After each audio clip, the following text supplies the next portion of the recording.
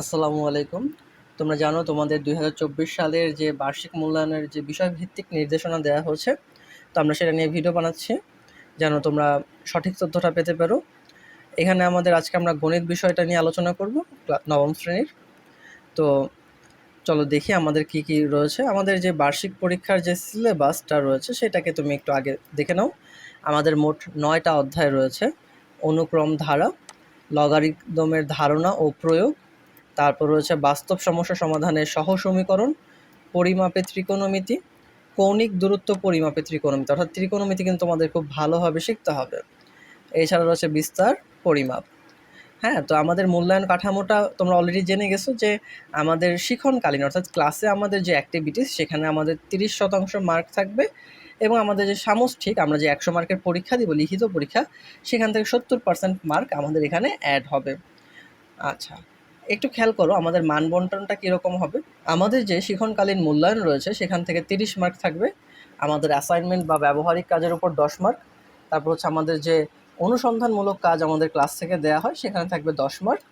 আমার শ্রেণীতে যে কাজগুলো দেওয়া হয় সেখানে থাকবে 10 মার্ক। এই হচ্ছে টোটাল 30 মার্ক।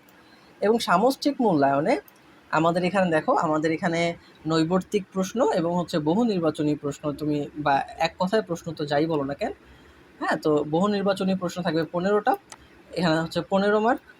আমাদের এক কথায় প্রশ্ন উত্তর মানে সংক্ষিপ্ত প্রশ্ন উত্তর 10টা থাকবে, সেখানে 10 মার্ক। আমাদের তোমার হচ্ছে সংক্ষিপ্ত উত্তর প্রশ্ন, এখানে হচ্ছে আমাদের 13টা প্রশ্ন থাকবে, 13টাই দিতে হবে। আচ্ছা, একটু দেখো, আমি একটু আগে বললাম এক কথায় উত্তর, এটা হচ্ছে তোমার মানে এক কথায় উত্তর, আর এটা হচ্ছে সংক্ষিপ্ত উত্তর প্রশ্ন। এখানে প্রতিটা প্রশ্নে 2 মার্ক করে, মোট 26 মার্ক। রচনামূলক প্রশ্ন থাকবে দৃশ্যপট নির্ভর মানে উদ্দীপক থাকবে, সেখানে প্রশ্ন থাকবে 10টা, তোমাকে দিতে হবে 7টা। প্রতিটা প্রশ্নের জন্য 7 মার্ক করে, তোমার হচ্ছে টোটাল 49 মার্ক। এই হচ্ছে 100 মার্ক।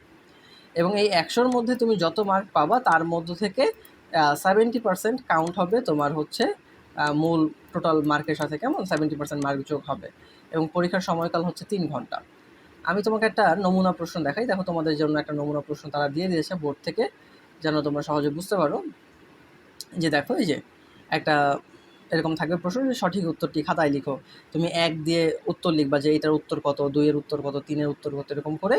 আমাদের এমসিকিউ প্রশ্ন থাকবে হচ্ছে 15টা। আমাদের কয়টা এমসিকিউ প্রশ্ন থাকবে? আমাদের এমসিকিউ প্রশ্ন থাকবে হচ্ছে 15টা। তারপর আমাদের এক কথায় উত্তর থাকবে কয়টা? 10টা। তারপর খ বিভাগ, এগুলো হচ্ছে আমাদের সংক্ষিপ্ত প্রশ্ন। প্রতিটা প্রশ্নের জন্য 2 মার্ক, 13টার জন্য হচ্ছে আমাদের 26 মার্ক। এই যে এখানে দেখো প্রশ্নের একটা প্যাটার্ন দেওয়া রয়েছে। এরপর হচ্ছে আমাদের দৃশ্যপট নির্ভর প্রশ্ন, যে আমাদের উদ্দীপক থাকবে, উদ্দীপক থেকে ক খ এরকম করে আমাদের একটা সৃজনশীল প্রশ্নের মতো একটা ধরন থাকবে। অর্থাৎ আমরা এখানে এমসিকিউ পাচ্ছি, সংক্ষিপ্ত প্রশ্ন পাচ্ছি, এক কথায় উত্তর পাচ্ছি এবং উদ্দীপক, সব ধরনের একটা কম্বিনেশন পাচ্ছি। আমাদের 90 দশক থেকে শুরু করে বিগত বছর অবধি যত ধরনের প্রশ্ন প্যাটার্ন ছিল তার মোটামুটি একটা কম্বিনেশন রূপ পাইতেছি। তো তোমাকে এই ধরনের প্রশ্নপত্রে ভালো করার জন্য অবশ্যই পড়াশোনা করতে হবে। তাই তোমরা পড়াশোনার সাথে থাকো, কারণ পরবর্তী শ্রেণীতে যেহেতু তোমাদের বিভাগ পরিবর্তন হবে, যাদের বিজ্ঞান বিভাগ নিয়ে পড়াশোনার ইচ্ছে রয়েছে তারা অবশ্যই ম্যাথ, সায়েন্স এই সাবজেক্টগুলোতে ভালো একটা মার্ক ক্যারি করার চেষ্টা করো। এই অবধি সবাই ভালো থাকো। তোমাদের কোনো প্রশ্ন থাকলে আমাদের সাথে যুক্ত হও, আমাদের গ্রুপে তোমরা প্রশ্নটা জানাও। তোমাদের সবার সুস্বাস্থ্য কামনা করছি। আল্লাহ হাফেজ।